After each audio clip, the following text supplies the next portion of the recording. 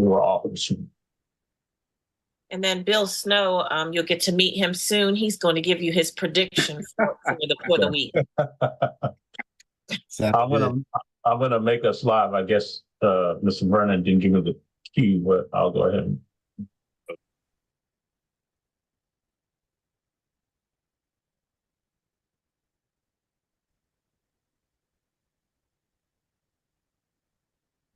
Let me know when you're live, Derek. Yeah, setting up now. Should be here in just a second. And I believe that we are. We are live. Mm-hmm. Good evening. I'm Jerry McIntosh, and this is Our Voices, the People's Meeting. Tonight, we have a special guest on with us tonight, and we definitely going to talk to him. But first, we're going to go to our host, Mr. Derek Scott, who is the chair here of the Escambia County Democrat Party. We have Ms. Jill Daggs, who is doing all kinds of stuff. Treasurer of Democrat Black Caucus and everywhere, everything else. We have Mr. Bill Snow, who is the author of the great book From the Project to the Boardroom. And we're waiting on Keontae Humphreys, who is Dr. Keontae Humphrey from Darn. Yeah. But right now we're gonna get started. Derek, hand it back to you. Okay, good evening, I should say, and thank you to everybody for tuning in. And hello, host. How is everybody today? We're doing great. Good. Well, we started off. We had a couple of week off. I won't say that I hope that you enjoyed Super Bowl. I hope that everybody who's watching got a chance to watch again the incomparable Florida House Leader Fentress Driscoll for the House Democrats here in the state of Florida. If you didn't see that show, you missed out for the second time, and it was a great show.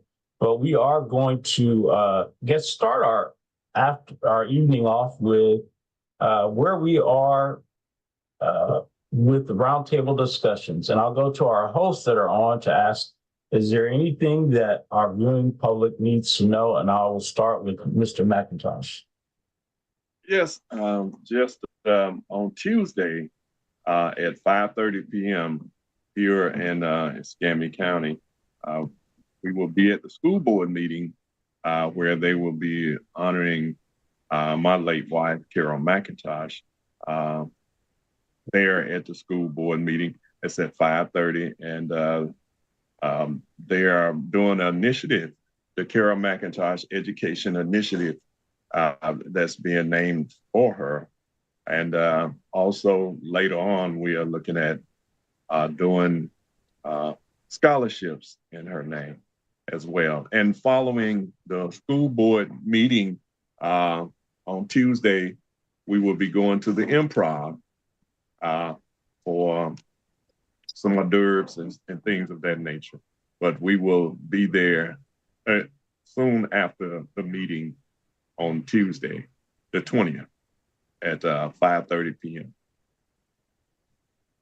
Thank you, Mr. McIntosh. Jill, what about you? I'm going to say hello, everyone. And then I'm going to tell you that it really was okay if you watched the Super Bowl. Don't listen to Derek Scott. We, of course, want you to listen to us, but you could have listened to us earlier. They could always go on Facebook and go back and find us. So if you watch the Super Bowl, it actually was pretty good this year. Nail biter, if you like football. And then I do think at some point, I won't bring it up now because I'm going to go over an event that's going to happen in Okaloosa County.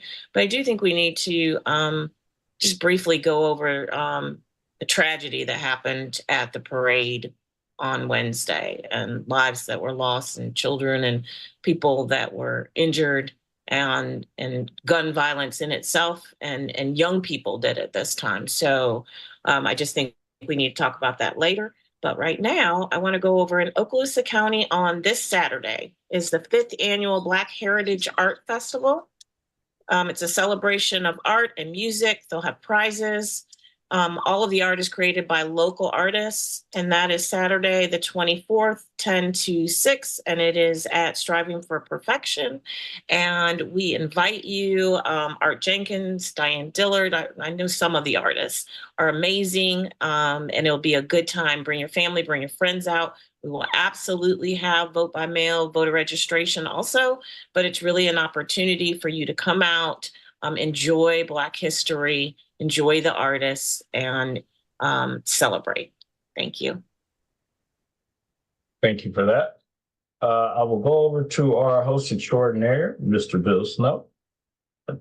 Well, first of all, I want to say that if you did watch the Super Bowl, it is really okay, but it is a rigged event.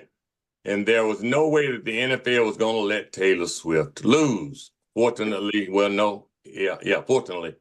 I didn't watch the Super Bowl, didn't have any interest since my beloved Dolphins didn't make the, make the grade. However, I just don't see how Black America still supports the Super Bowl as wholeheartedly as they do with the way they did our dear brother Kaepernick. So I was an avid Super Bowl fan, NFL fan. I still love my Dolphins till I die, but I still have a wound that has not healed with the way they treated our brothers. So for all the fanfare, and then on top of that, to know that it's just like the WWA, it's a rigged event. It's lost its luster, I think. I heard all of how Usher did so well and all, but still, all of the entertaining and all of the entertainment that the Super Bowl provides to not just America, but the world through us, especially with the league being 70% of us, and to not give us the respect that they dealt our dear brother Kaepernick. I just have a wound there. Having said that, since Jill doesn't have her co-conspirator to beat up on me tonight, I'll go on to say that Christina, our co-host, has a bus coming out of Okaloosa. It's Santa Rosa, that we are headed to Selma, Alabama on the 3rd. I was going to ride with Mr. McIntosh since I had never been to that event, and I've always had it in my heart to go. But when I heard of a bus going, I felt like there was no better ride than to go with a bus full of us to memorialize Bloody Sunday. And taking pictures. I don't think I've ever been to Selma. I may have gone through, but I've never been to Selma. Also, I want to say hello, Keontae. Jerry introduced you as doctor. I tried to say attorney, but I don't think he heard it. But until our dear brother that will be introduced momentarily, good evening, man, and is glad to have you on Our Voice, for we are the People's Media, where we inform, transform, and empower. Thank you for that. Wait, Derek, go ahead. just for a second. Bill, I just want to ask you, so if your beloved Dolphins would have made it to the Super Bowl and they would have won the game, would it have been rigged? If a Dolphin was dating a big pop star, possibly yes.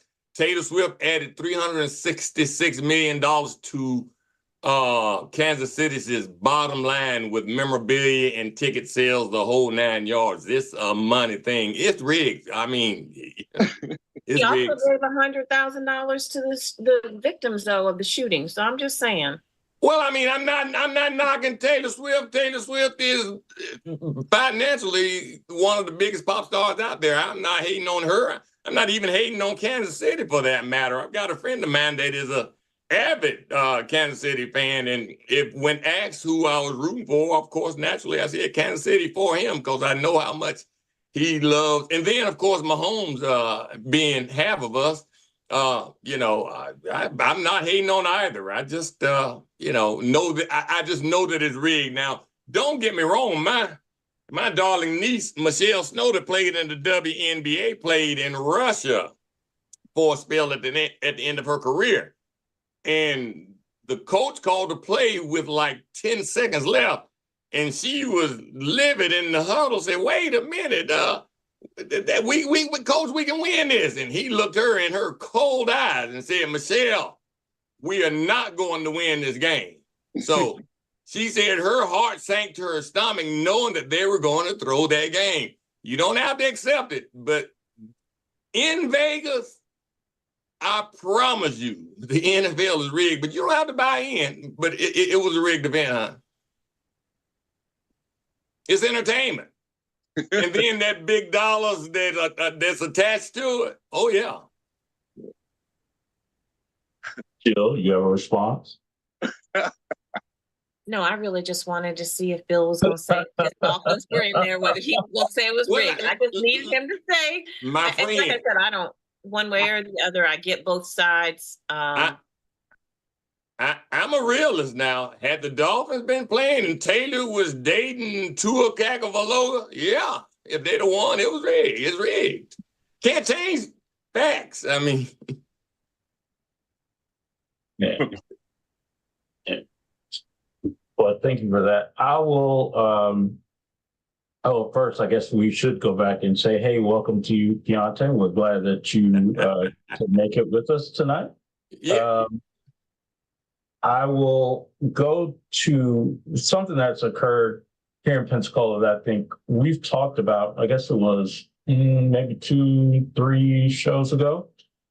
We had Mr. Benny Washington who called in, who was trying to do his best to ask the city, the residents of Pensacola, Florida, to galvanize around saving Malcolm Young Jim, right?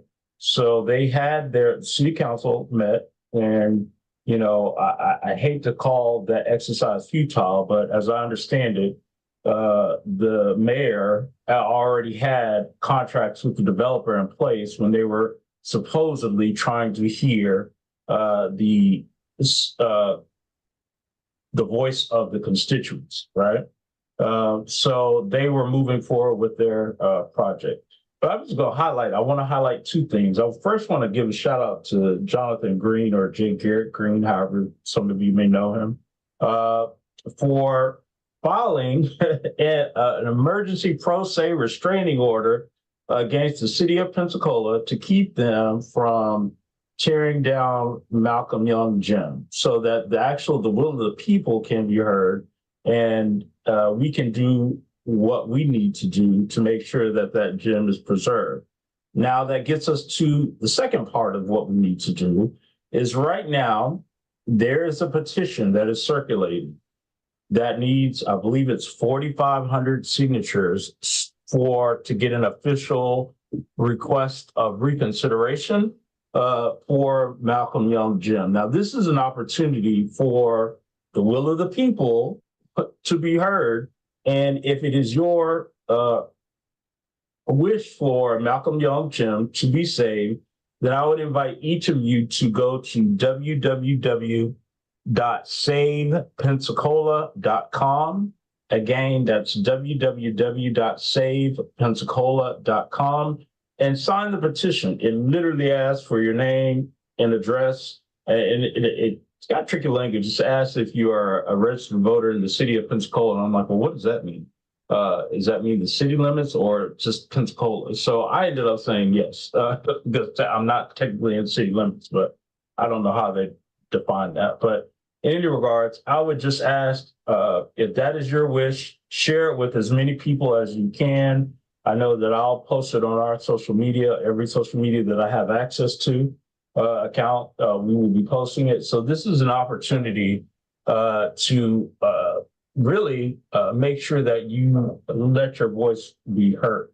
And this should also be an opportunity for those who are up for re-election for the Pensacola City Council to actually listen to what their folks say, because they have districts 1, 3, 5, and 7. So 4 of the 7 seats are up for re-election this very year. So actually take the time, listen to your constituency, and do what they say, what they would wish, and not necessarily what one man who is willing out wheels and deals for real estate development deals that aren't going to be affordable to anybody that looks like you and I on the screen to do. So I would encourage you all to do that. And that's all that I have from that perspective. So I thank you for that. I will go to Keontae. I don't know if you have anything you want to share or anything. Hey, and welcome and all that stuff. Can you all hear me okay? Yeah. Awesome, awesome. So just wanted to say good evening. Excited to be back. It has been a couple years now, actually, since I was on the screen with you all. And so excited to be here tonight. I had an opportunity to read a bit about Mr. Kincaid and his book. So excited to chat with you tonight as well. Thanks for being here. I couldn't pick a better topic and show to be back talking about than the field of education. I am a teacher by trade. Well before I decided to go to law school, I was a teacher, a social studies teacher at that. And so excited to have this conversation tonight. And just excited to be with you all and looking forward to a great conversation. Thank you, thank you, thank you. We're going to save Mr. Kincaid so he can get the spotlight here in just a moment. But before we do, I just wanted to remind everyone that we are officially, as everybody knows, with respect to COVID, we are in an endemic phase. So we are living with COVID. That does not mean that COVID has gone away. We are still seeing cases that are hitting people left and right. The uptick is somewhat slowed down, but it's still progressing. So we still want to urge you and remind you to practice all the COVID protocols that you have. That would be washing of the hands, social distancing, the mask wearing, if at possible. I will tell you, I know, I think I can probably speak for Jill because we're probably the only two people in Northwest Florida that still walk around in public with the mask on. Oh, Bill's saying no, me too. But, you know, it's still out there. So I would encourage everybody to make sure that you're practicing as much safety protocol, as many safety protocols as you possibly can, keeping in mind that we're not only suffering through COVID, but we're adding RSV and various variations of strep that seemingly are going around as well. So just better to be safe and sorry and to make sure that you place your health as your number one priority. So with that, I'm going to turn it back over to Mr. McIntosh so that he can introduce our very special guest host today. Yes, we have with us a great author, Mr. Matthew Kincaid. His book is Freedom Teaching, Overcoming Racism. We're going to get into it in a second, but first I got to throw this shameless plug in. I grew up with his family, his dad, and his grandparents. His grandparents had a cafe. I'm just throwing this out here. Had a cafe. We played minor league baseball across the street from where they lived at. And we would go over there after the game to the cafe, and his granddad would feed us, and his grandma, they would feed us over there. But I had to throw that in. But yeah, his dad, and we all grew up together, whole family, all of us grew up together. So just so happy to see him doing great and doing great things.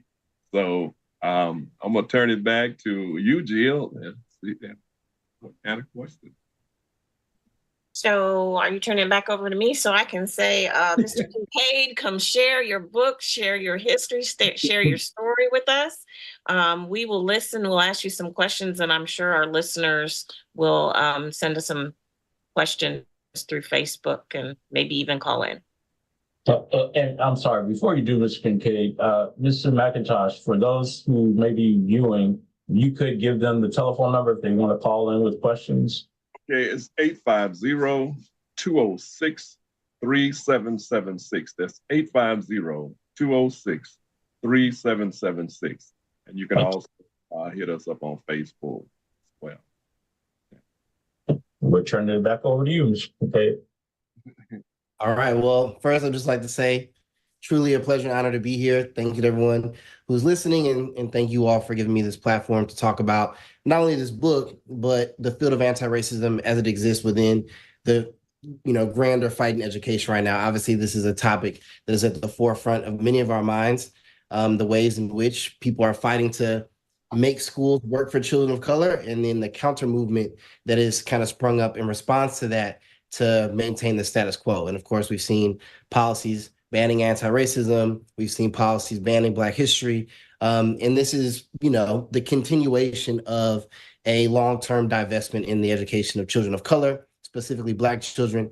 And so we address all that in the book, but more specifically what the book is about, Freedom Teaching, is how we can make schools work for all kids, but specifically the students who are traditionally and persistently left behind. Anyone who spent any time in these communities where schools are have these higher rates of failing, that these students are thoughtful and curious and enterprising. And so it's not that the children are broken, but the systems that the children are navigating are broken. And one of the best indicators we have in this country of a student's eventual SAT and ACT score isn't what their reading level is in third grade. It isn't what math scores they get in sixth grade. One of the best indicators or predictors is the zip code they're born into. So what that means is that we have an 18-year head start on this issue. We know the areas in the communities where schools are failing children, and we keep doing the same thing over and over again. And the book is about how we can do things differently. So I'll tell a little bit about myself and my organization, and then I'll talk a little bit about the book, and then hopefully folks by then will have some questions, because if you leave me too unrestrained, then we might get into all kind of different topics. So you might reel me in. I give you permission to do that. So I started doing anti-racism work when I was 14. I've been leading anti-racism intensives for a long time. I talk about that in the introduction to the book. In a lot of ways, I feel like the work that I do around anti-racism is more an extension of who I am than it is what I do. For a long time, I was very proud about this fact of, being able to go back and look at the work that I've been doing from a very early age. I received the Princeton Prize in Race Relations when I was 18. Spoke at the Brotherhood Sisterhood dinner in St. Louis. Former keynote speakers when I was 18 years old. Former keynote speakers of that was Maya Angelou and Andrew Young. And so I used to wear it as this badge of honor that I've been in this fight for so long. But in recent years, as the burnout settles in and as we face significant opposition, I think about what my life would have been if it wasn't interrupted by racism. If I wasn't born into this calling that I have a passion for, but is a calling that takes and exacts a great tax on me and all of us who stand to try to see these institutions work. And so the work of overcoming racism, the organization I founded in 2016, is about supporting organizations to both envision and actualize anti-racist change. And we try to do that at a systems level, believing that people are far more likely to adapt to the culture of the institutions that they're in than the culture of institutions are to adapt to people. And so we try to shift and change culture. I also was a social studies teacher. I taught 7th and 8th grade social studies. The best job I've ever had was working directly in classrooms with young people. And I've done just about every leadership role that there is in different capacities in schools and education. So founded the organization Overcoming Racism. We do work in school districts all over the country. We had done some work in Florida. We got ran out of Brevard County. You can Google and look up that. There's some articles written about that. But so that's the work that we do. We also work in healthcare spaces, nonprofits, as well as corporations as well. So that's very high level, but I'm happy to kind of I can either just dive in and go more nitty gritty, or I don't know if anyone has any questions. I'm happy to answer those as well. Yeah, I heard that you were teaching at one time in New Orleans, in the New Orleans schools there. Yeah, so I taught in New Orleans. New Orleans is a very unique education environment. Before Hurricane Katrina, there were about 500 students in charter schools. After Hurricane Katrina, currently it is the only city in this country that has 100% privatized their education system. And so that's a whole episode itself that we can talk about, kind of the multiple impacts of that. But one of the significant impacts of that was that the entire teaching force, predominantly of which were Black, were fired.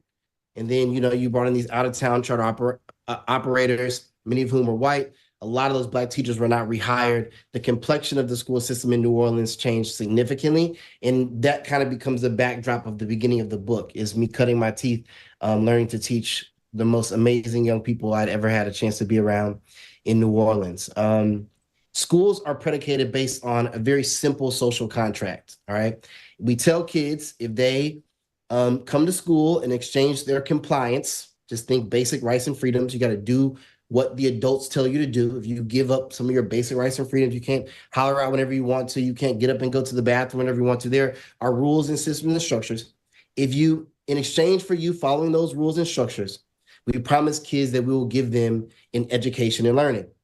And then with that promise, we say your health outcomes are going to be better. You're going to have better prospects of employment. You're going to have better access to wealth, whatever generational curses may exist within your family. If you just go to this mythical place called college, all that stuff's going to be taken care of and wiped clean.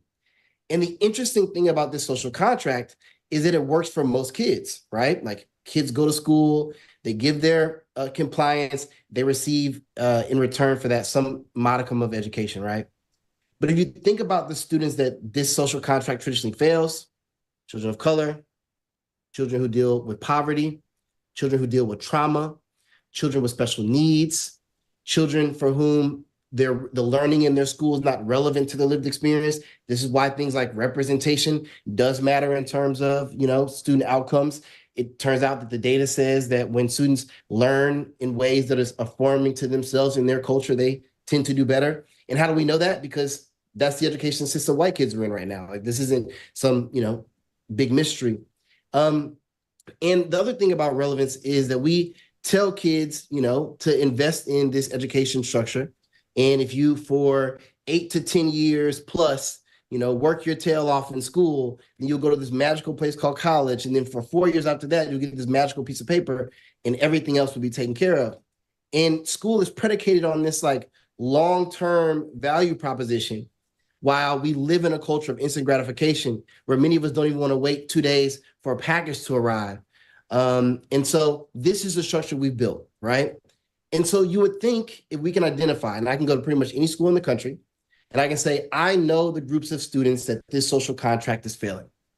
You would think if we've identified these students, then in education, we would just find ways to make sure the social contract works for those kids. But if I were to just change the prompt from, access to learning to like which groups of kids get disciplined the most in school, is the exact same list, right? The same list of the kids who are being failed by the social contract. When they show up, when they change their compliance, they still don't get the education that they're promised. It's the same group of kids that are disciplined disproportionately. So instead of us actually fixing these structures, we just over-punish these kids.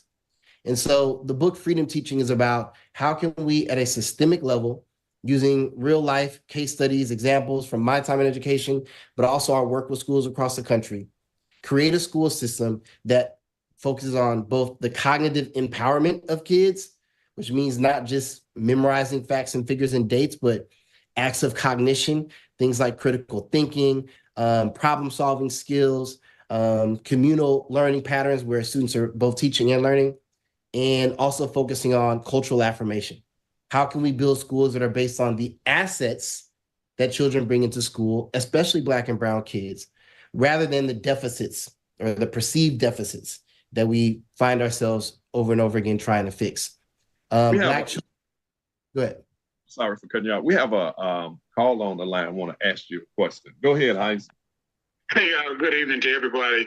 My question goes back to your experience and your commentary on New Orleans. And my question is there any data or have you yourself observed any change in the treatment of African-American children in the system, in the judicial system and in the criminal justice system as a result of the African-American teachers being pushed aside? That's my question.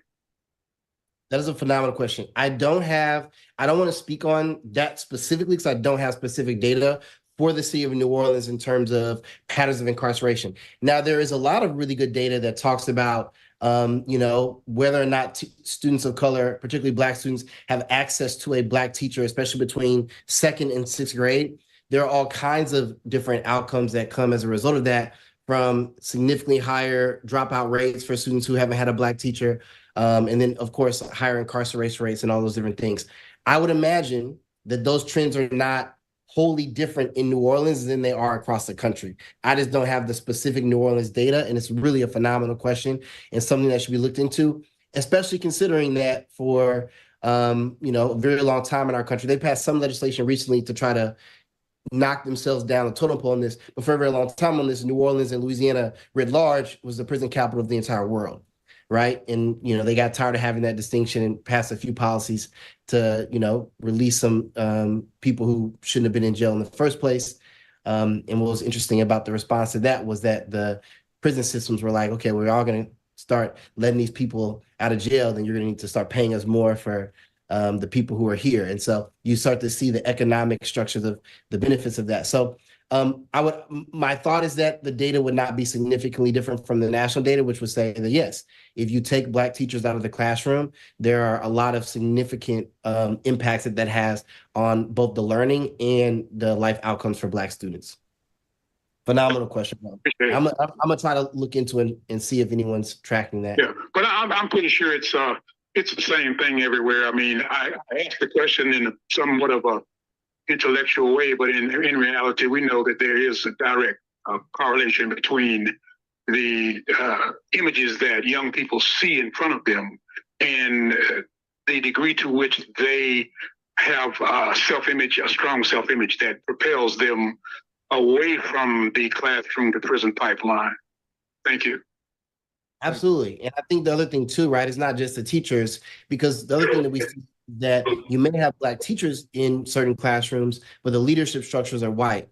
And the leadership structures perhaps have not actively worked to make sure that the systems in the school are culturally affirming. So one of the things that happened in New Orleans, especially right after the storm, you started seeing schools de-emphasize their band programs, which, Mardi Gras just passed this past week. That is a significant cultural tradition in that city. You started seeing the sports programs being de-emphasized.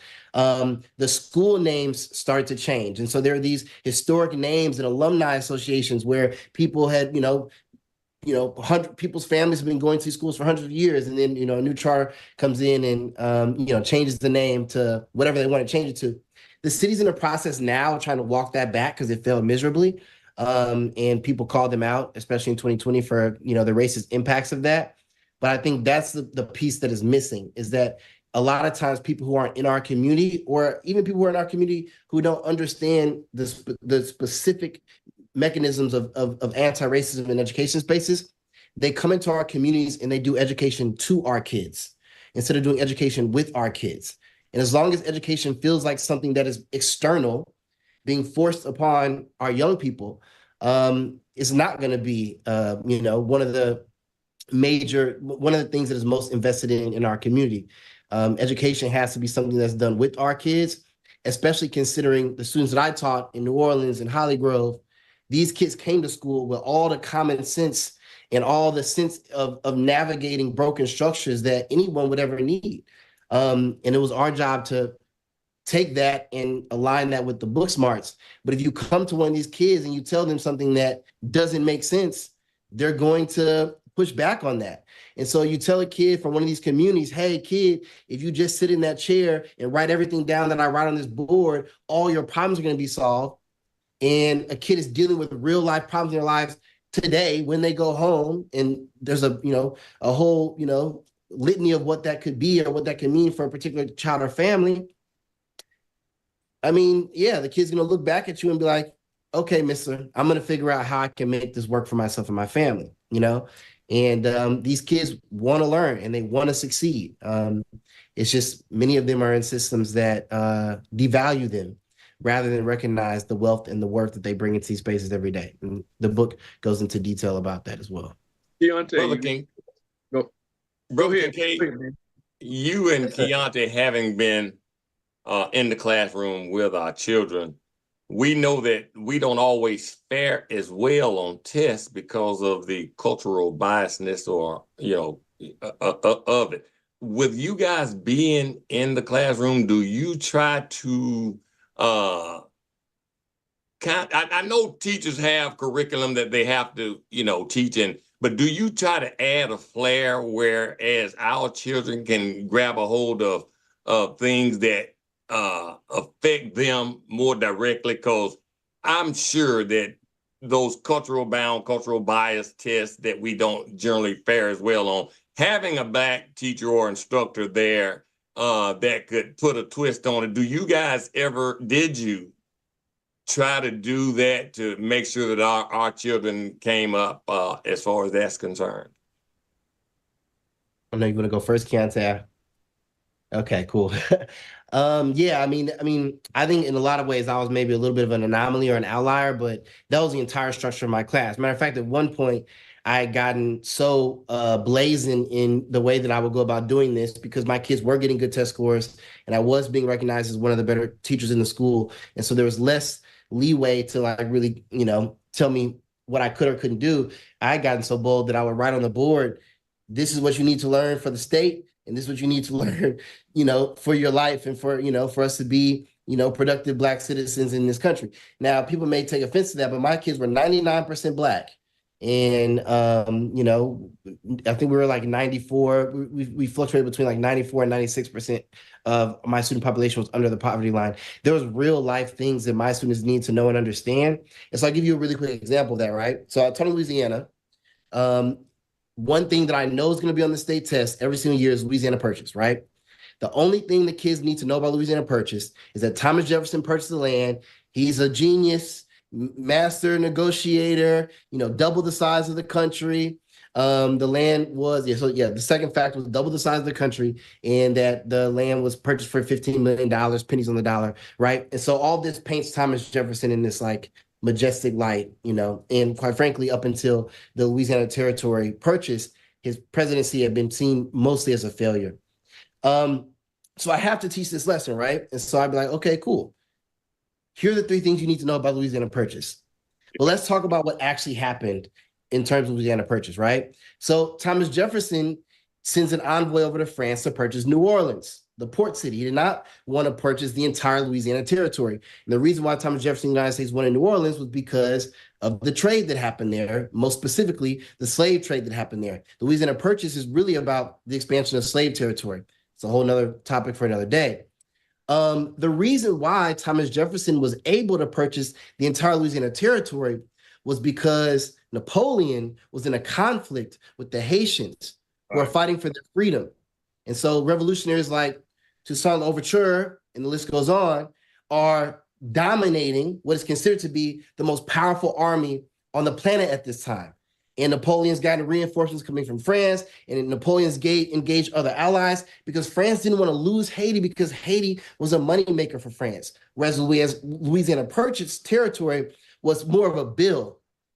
Napoleon hastily sells Louisiana Territory, all of it, to the United States to finance the conflict that he was having with the Haitians, which France would, we know, eventually lose.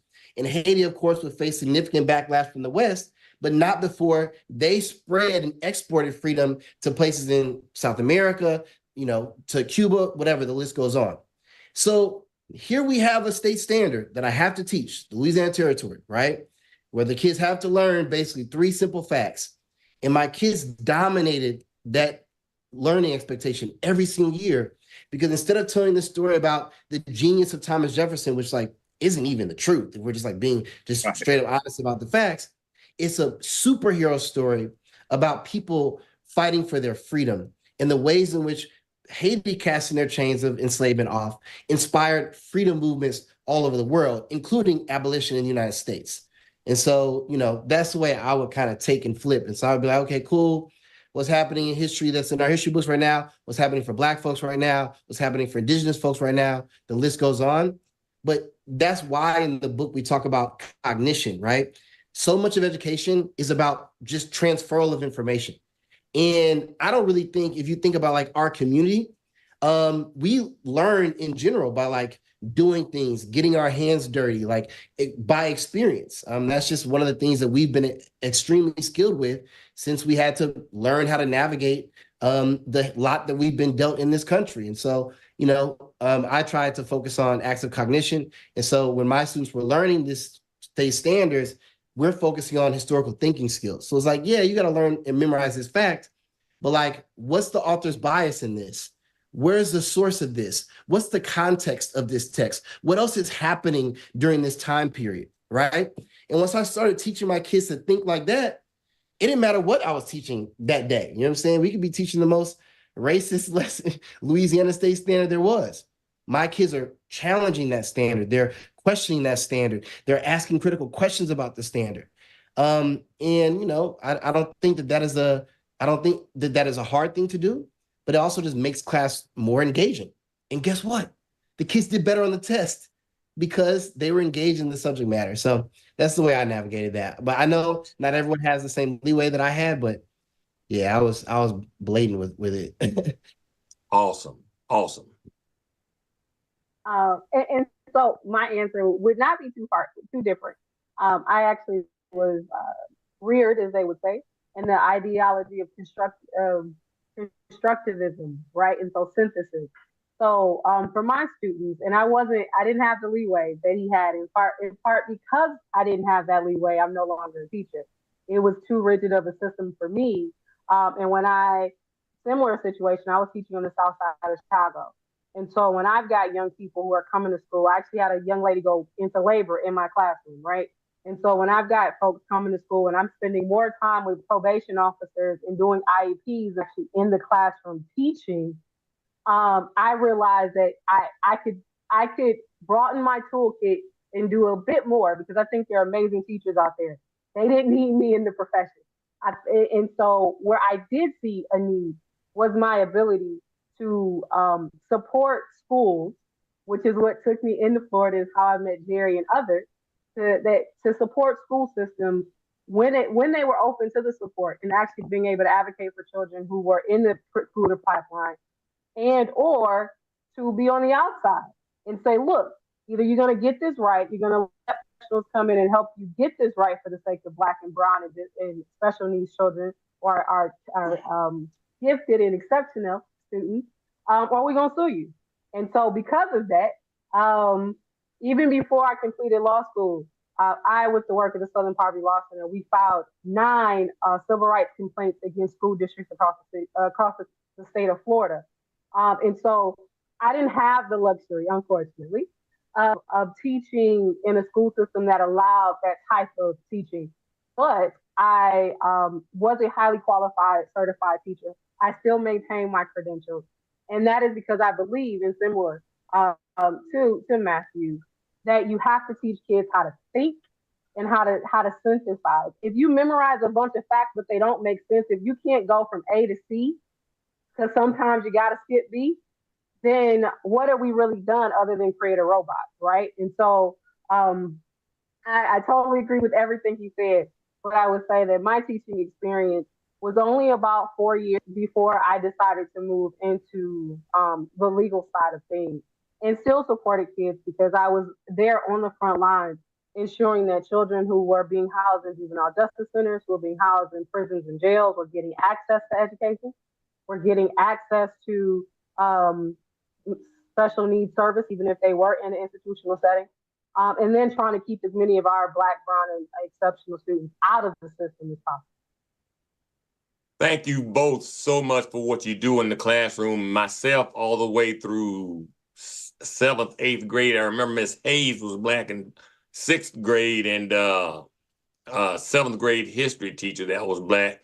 But it wasn't until I got to Booker T. Washington High School as a freshman that I started seeing teachers and instructors that looked like me and they cared, because I had heard all along in the elementary grade levels that, look, I've got mine. You get yours if you want to. It really doesn't matter. But when I got to Washington, when I got to high school, the interest was really there because it was being put to me from a perspective that I could understand and appreciate. So thank y'all so much for what you guys have done when it comes to our children.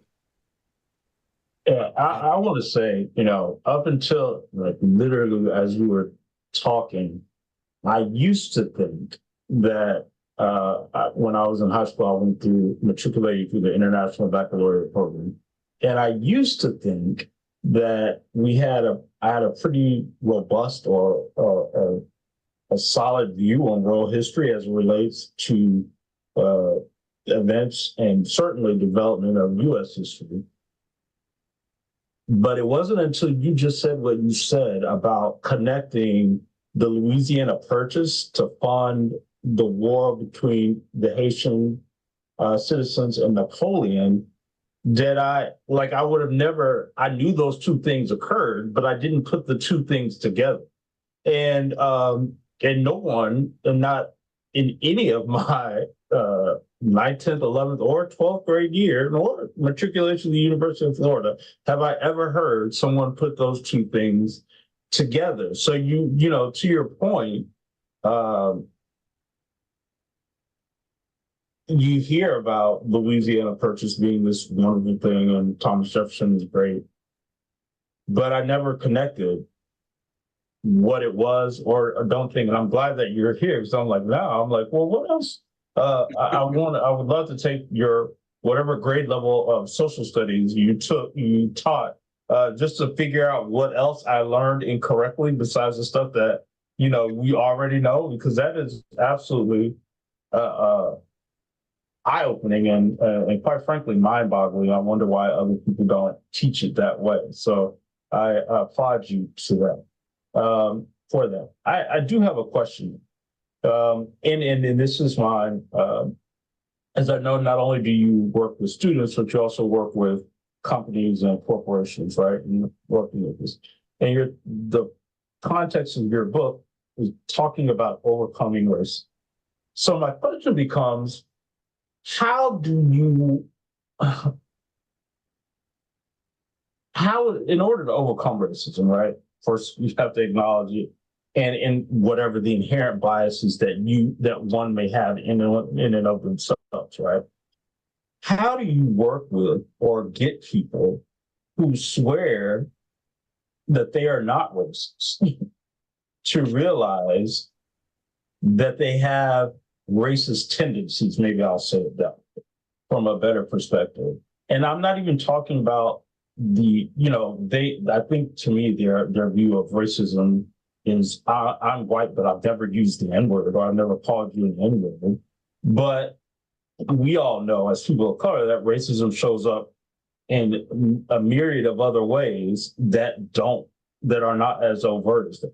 And I'm not even talking about microaggressions. I'm talking about what we can clearly overtly see as racist, but they're like, what are you talking about? How do you get people, even with instructors or people who are in the corporate world, to realize that they suffer from this in order to kind of course correct everything? I'm going to answer your question, and then I'm going to give you one more historical sequencing that I think you're interested in, because this is a political show. One of those moments of like, why don't we learn the history sequence this way? So I'm going to answer your question first. I don't want to lose what you said at first, because I also find that to be a really interesting thought exercise. So the first thing, and this is really more so of a strategy, I want to be very, very clear. People exist within systems, and as a consequence of that, people's actions have a significant impact on how systems are built, maintained, shaped, moved. So I'm not trying to undervalue that with what I'm about to say next. But as a means of strategy, I try to depersonalize the conversation around racism, because what happens is that, and to make it more about systems rather than just person-to-person interactions, for a couple of reasons. Reason number one, when racism is reduced to individuals being mean or disrespectful or hurtful to other individuals, it makes it seem like people of color have thin skin. Like, you would tell a person like, yeah, everyone has it hard. Someone could not like me because of my hair color. Someone could not like me because of my accent. Someone could not like me because of whatever, what school I went to. Like, and racism gets kind of like lumped into this trivial conversation where it seems like Black folks are complaining about people being mean to us. And that's not the conversation. I don't lose sleep over the idea that a white person might be mean to me. I mean, I think, I'm a pretty generally nice and good person. I think it's their loss, but like, I don't lose any sleep over that. What I do lose sleep over is the idea that if I have a Black child in this country, the data says that they're more likely to have a bad outcome if they have to interface with the healthcare system, if they have to go get a job, if they have to purchase a home, if they have to get a loan, if they end up having to navigate the criminal justice system, as they have to navigate the education system, whatever, the list goes on. That's what we're talking about, right? So I depersonalize the conversation and talk about systems, because when people fixate on this idea of I'm not racist, that is only to the service of the person with privilege. Because whether you individually are racist or not, the system is still dealing death. The system is still miseducating. The system is still proliferating violence in communities. The system is still barring people from access to voting. The system is still making sure that some people don't have access to healthy food to eat, or people are in situations where the environment that they're in, the air quality, the water, whatever, all this stuff is, lower quality than other places. So whether you're racist or not, whether you use the word or not, is irrelevant. The question you must ask yourself is, since it's so important to you to present yourself as like a good person who's helping this fight, are you anti-racist? How does the outcomes of these structures in this institution that we're in right now, and more broadly in our country, how does that impact your daily actions? How does it impact the news that you consume? How does it impact the political candidates that you vote for? How does it impact the friend groups that you associate with? How does it impact the products that you buy and where you buy those products from? How does it impact where you send your kids to school and the demands you make of those schools? And so I think that that's a strategy, because what happens when you start just talking about like whether or not individuals are racist, two things happen. Number one, we create this threshold of what racism is that is so high that no one fits it. Like even the people who are literally going to school board meetings trying to ban Black history will tell you that they are not racist. Matter of fact, they'll tell you that they're doing it because it's racist to their children that their children have to learn about Black history. All right. So they might even go as far as to say they're anti-racist, like whatever the case may be. So the threshold becomes so high that no one meets it.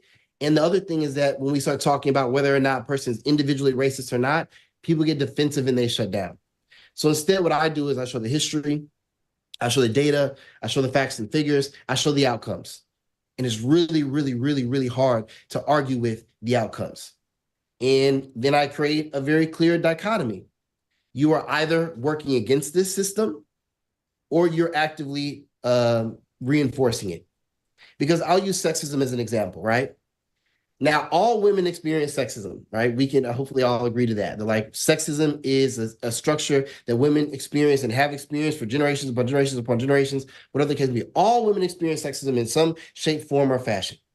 But somehow as a man, I am so special that I've removed myself from this dynamic. Now, all women are experiencing sexism, and I've been acculturated in this sexist society, but somehow I am so special that I've removed myself complete from this dynamic, and I am not sexist, okay? Like if this is the argument that we're making. Well, me being not sexist doesn't change the material conditions of what women are experiencing every day. And if I'm benefiting from a system that is disadvantaging someone else, and I'm doing nothing to solve that, then isn't that me being sexist? So like, I don't care. I don't have the conversation about who's racist or who's not. It's a waste of time. And quite frankly, I think that it's a strategy to deter us in our work. The reality is that all of us are complicit in these systems and structures. It's just that some people have closer proximity to power to have a higher level of impact on the structure. And so we all have a responsibility to do something about this. And so that's the call to action that I make in my workshops.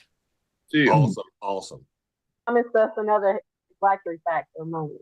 Oh yeah, Black History fact. All right. Well, there's not really so much a Black History fact, but y'all are, a political, news cast. And so I want to talk a little bit about like just the sequencing of the United States in terms of significant passings of certain policies and how deceptive the teaching of history can be, right? So 1787, we have, 1776, we have the Declaration of Independence, right? So we all know that. So we declare independence from Britain. Great. We're going to be a free nation, and we're going to be a nation predicated on these quote unquote revolutionary ideals like freedom and justice and equality for all men are created equal. Like, wow, this is some really revolutionary stuff. So that's 1776. 1787, the Constitution is written. 1789 is ratified.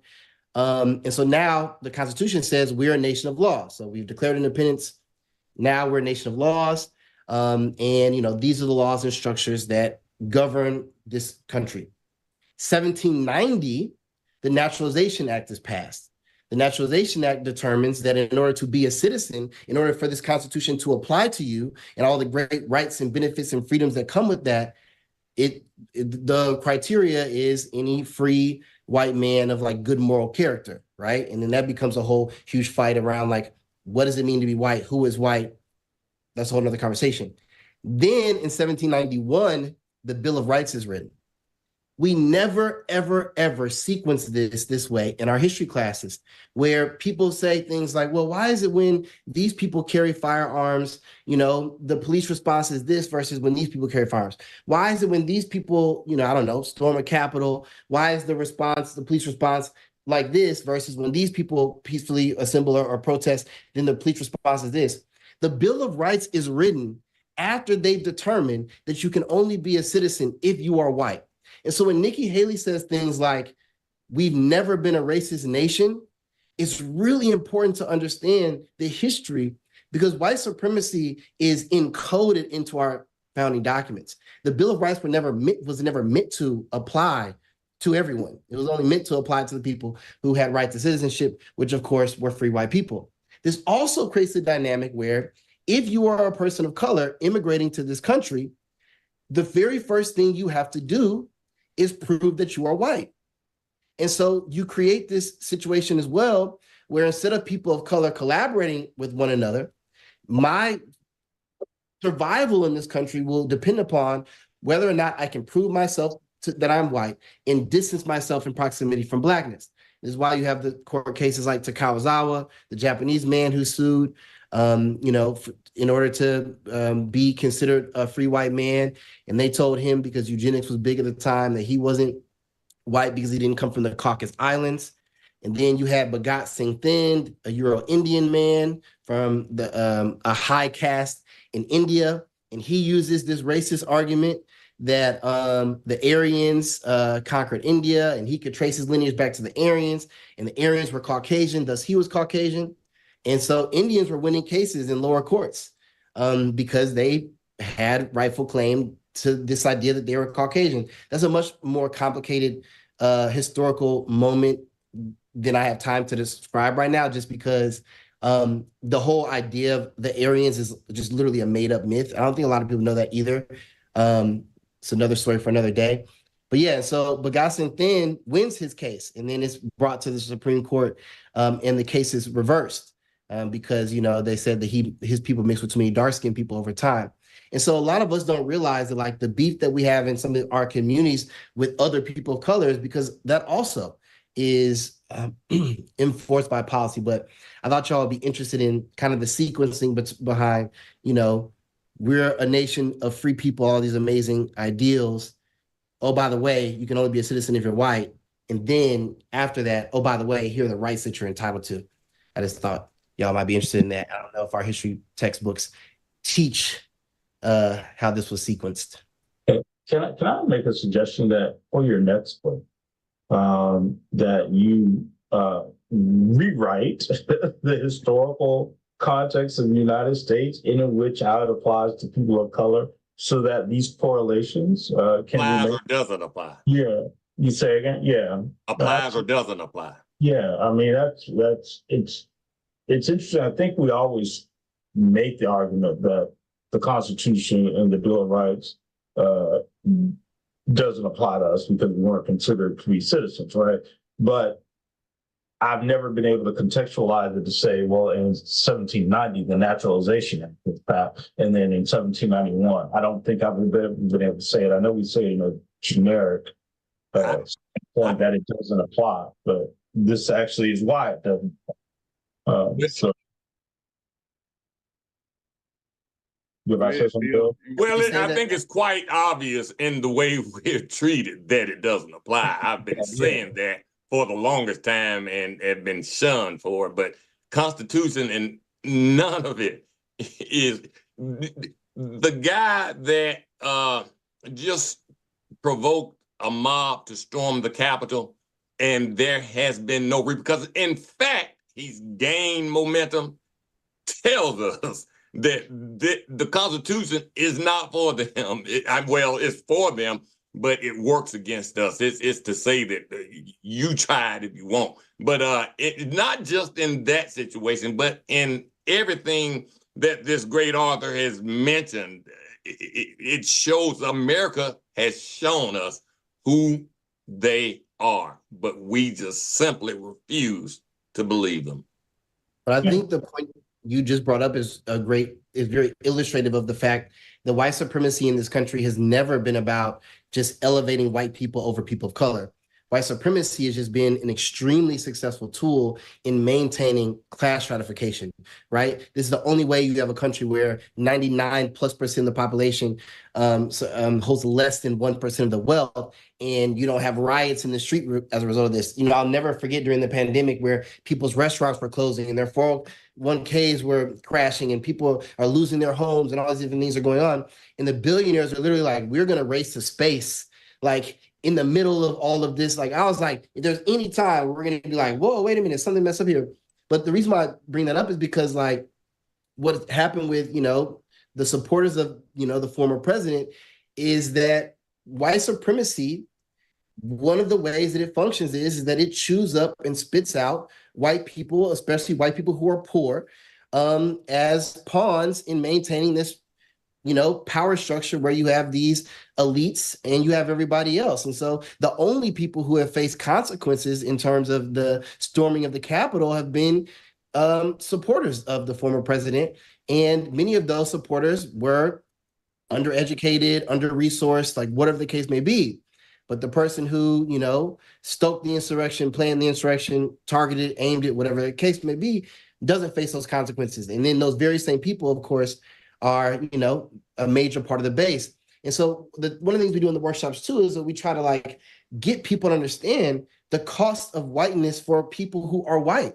Like, I think that because people have been taught over time to have so much contempt for Black people, that when Black people speak out for issues, they just are so readily happy to say like, I don't want to support this cause because it will help people who are Black.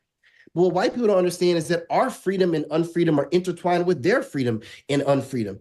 And the times in which we've been able to move this country forward, make the country a democracy, help enfranchise women have the right to vote, help support labor, the creation of labor unions, help support the broader access to housing, like everything that Black people have fought for has benefited white people. And I would argue most of them have benefited white people to a greater extent than even Black people, especially integration being an example of that. Like the ways in which integration significantly economically impacted white communities, especially poor and middle-class white communities. And so I think that's the thing that we talk about in our workshops is like, you're not saving me. My people have seen and survived everything imaginable and even things that you can't imagine. Every time I watch one of these like crazy dystopian fantasies about what the future could be if the world was ending, if aliens attacked, they can't even in their creative imagination come up with things that Black folks haven't experienced in real life in this country. And so we've survived and we will continue to survive. A lot of the work that I do around anti-racism and ending white supremacy is about saving white people.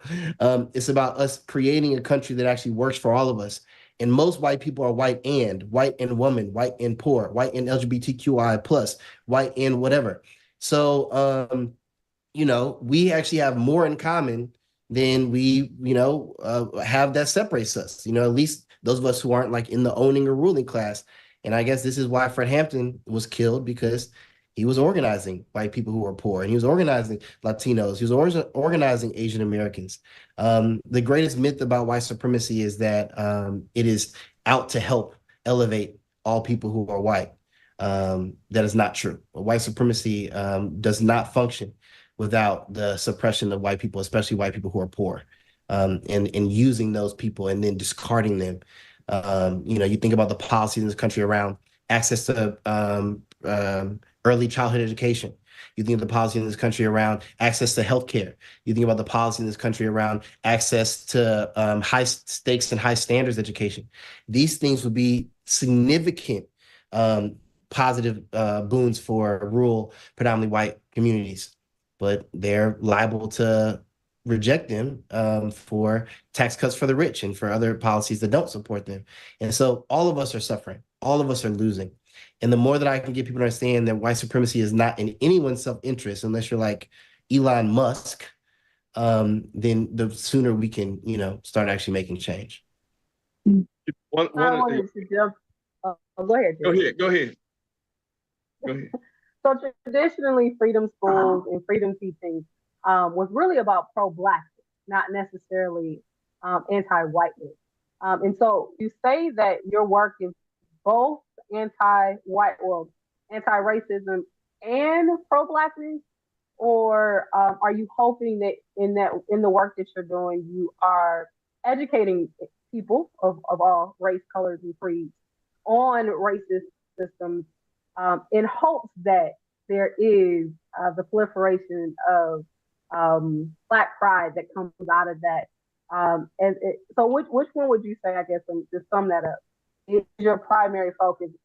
Increase outcomes for Black students, children, Black culture, Black community, and or more so just the breakdown of white racist institutions? I don't know if I really decouple them. I think that so much of white supremacy is rooted in anti-Blackness that if we aren't explicit and specific about that, then like pretty much any other intervention that we push forward is going to fail. I think a lot of organizations that are like, we want to, take 2020, for example, like all the organizations that, Black Lives Matter for like 2 weeks, whatever the case may be. Those organizations wanted to talk about anti-racism, but then aren't aware that the reason why your anti-racism or DEI initiatives are failing is because you don't want to deal with anti-Blackness. And, I think the root of a lot of those structures are actually within anti-Blackness. And so I think humanizing Black people, I think elevating Black culture, I think promoting pride in Black communities is an essential ingredient to any movement around anti-racism.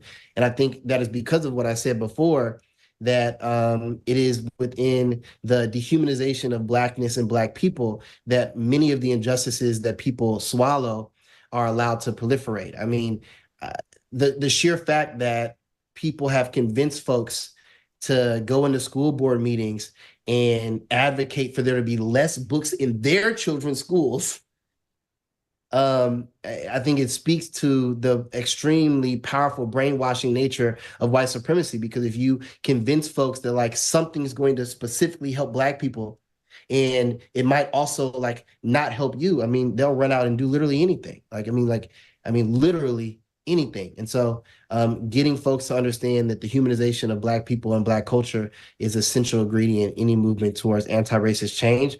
Because of our proximity to oppressive structures, we tend to be on the front lines of freedom movements.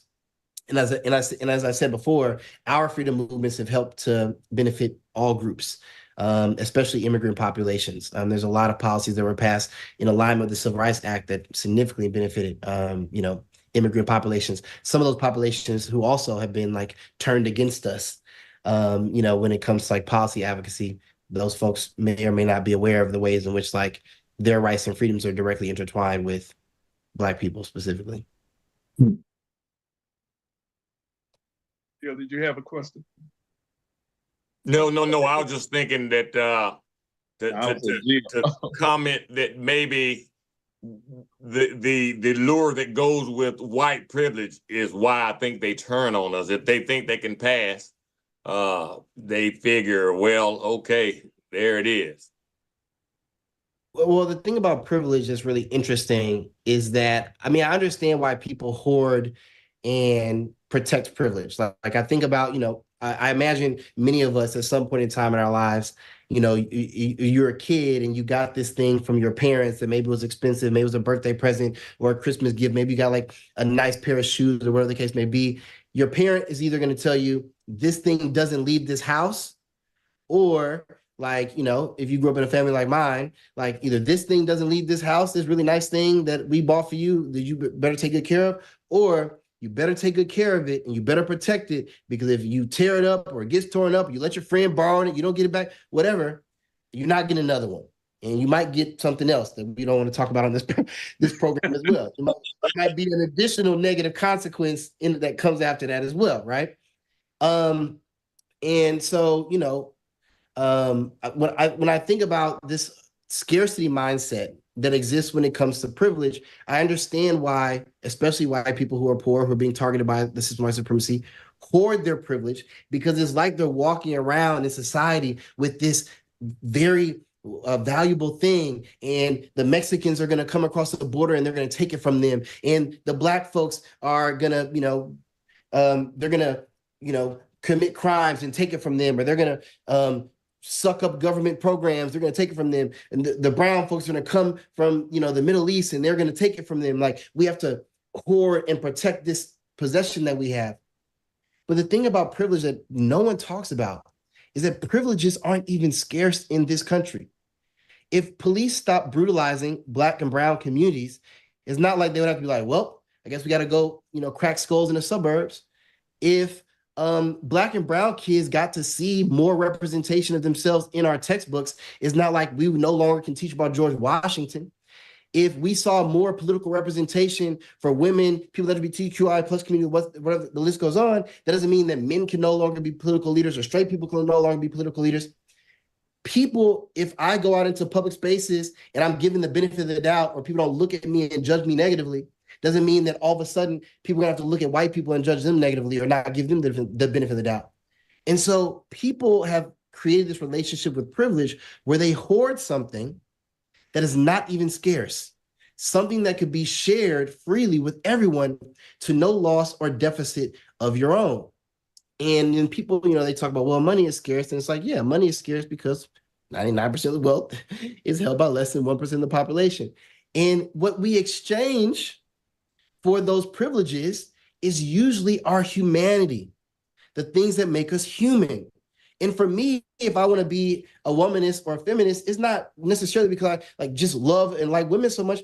I don't want to exchange my humanity for rights and privileges that could be extended to women to no loss of myself. That is a losing trade all day, every day. Think about when, you know, Europeans were immigrating to this country, whether it be through Ellis Island or other significant ports, what were the first things that they had to do to fit into or assimilate into the idea of what it means to be American? They changed their names.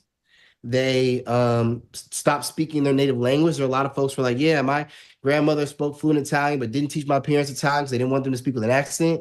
They cooked their food in hiding or inside, you know, they tried to hide and cook their ethnic foods and things of that nature, because the very first thing they were taught was you have to assimilate into this norm of whiteness. And if you don't assimilate into this norm of whiteness, then, you know, you're going to be treated differently in this country. But think about what folks in these communities have lost. All the things that white people come to communities of color for as a means of cultural appropriation, their home countries have all of those things. People say white people can't cook. Go to France, go to Italy, go to Germany. People say white people can't dance. Go to many of those same countries. Look at the dance in Ireland and Russia and whatever the case may be. People say white folks don't have any culture. Like, no, that's not the case. All of these things that you all had, the United States told you, assimilate into this monoculture called whiteness, and in exchange for all the stuff that makes you human, all the culture that keeps you warm, in exchange for that, you know, we'll give you these privileges. We have a caller again on the line. Go ahead, Ice. Yeah, it's just amazing to me how much of what has gone on historically has to do with those in power understanding basic human nature. And, you know, so somebody needs to write a book about that one day. But, yeah, because it's, you know, con, anytime you have a con game going on, which is what's been going on, basically, it depends on your understanding of how to manipulate human nature. And the other comment I had was and when I say human nature, I mean the weaker aspects of our nature, such as greed and selfishness and so forth. The other thing you talked about earlier in regards to white supremacy and how dealing with white supremacy will help the total population. You know, the inferiority of African people was not invented, or the concept or the idea of inferiority in African people was not invented by the trailer people that live in, that's what we call them nowadays. We call them trailer people. But it was not invented by the poor Caucasian people. It was invented by the wealthy people, or elitist wealthy people who want to justify the money and the profit they were making off of our ancestors' free labor. So they are the ones who invented the idea of black and white. Just the words make me, I don't even like the words black and white when it comes to referring to human beings. But they are the ones that invented that whole idea that some people are inferior because of their ethnicity. But anyway, those are just a couple of comments I had, and we need to clone you, brother, because we need a couple of you right around here so we can reach out and grab you whenever we need to. Yeah, thank you, and I'm super grateful to be on the program. I done got a little too comfortable. Y'all may have to have me come back. Oh yeah, we want you to come back. Oh yeah, we want you to come. Oh yeah. Jerry cares about us having access to special people who do special things for humanity. Thank you so much for your comment. And you're right. Thank you. Racism was invented. I think that's a really important distinction, is that race is made up, it is a social construct. Obviously, race exists now because we've created histories, traditions, norms, rules, policies based on race, but there is no scientific or genetic basis on race. So that's really important. And, I think there's a lot of things that exist for us to feel hopeless. I think there's a lot of things that exist that make us feel like the work that we do is in vain. I'm not trying to sit here and paint this rosy picture like ending white supremacy is just going to be some crystal stair. But the fact that white supremacy is an invention of mankind, usually I would use like humankind to be gender inclusive, but like not really, like some dudes got together and created these ideas. Since white supremacy is an invention of mankind, if it is created, it can be destroyed. There's a phenomenal quote by Paulo Freire where he says, "It is imperative that we maintain hope, even when the harshness of reality suggests otherwise." It is imperative that we maintain hope, even when the harshness of reality suggests otherwise. One of the things that white supremacy does a very good job of is that it instills in us hopelessness. And when people who would otherwise stand together to make change feel hopeless, then we stagnate. And so, one of the things that I saw recently, this is why we talk so much about policy, because if anyone understands that it is policy that moves the needle more than ideas, it is the people who are actively working to make sure that white supremacy is maintained. Because literally, subsects of white people are told critical race theory exists. Critical race theory is bad. By the way, critical race theory is being taught to your kindergarten kid. None of these things are true other than that critical race theory exists. And within a matter of months, they changed laws. Not just in Florida, not just in Texas, not just in Louisiana, in over half of the states of this country. There are 28 states right now that have laws passed, and more that are passing legislation. So you can't tell me if people who have evil intent can move and change structures, that we can't either. They don't wait for popular opinion. I think there's a study saying that it's like 10 people behind most of the book bans in this country. It's like a very small group of people who are going in and challenging all these books. We're the only ones who are like, okay, we're going to convince every person to be an anti-racist. And once we convince everyone to like us and that we're cool and that, we'll be better off if people care about us, then we'll start changing policies. Like, no, we have to attack the policies. We have to move the policies. People will either get with the program or they won't. Trying to make everyone an anti-racist is like trying to build a stairwell to heaven. Every white person being anti-racist has never been an ingredient in making change. And quite frankly, people holding racist ideas has never been a necessary ingredient in the maintenance of racist structures.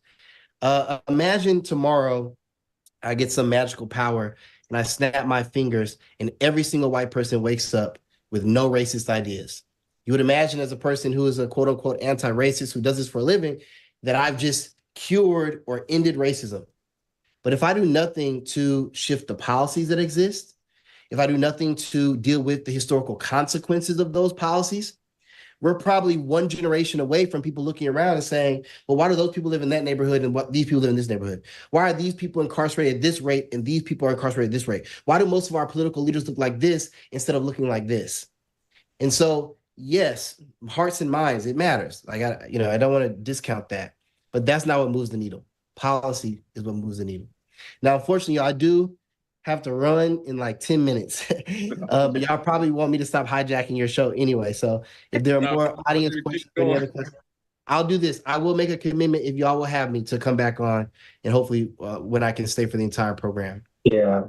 I would just ask before you go, if you could tell people who have been touched, inspired, and want to read more of Freedom Teaching, how can they do so?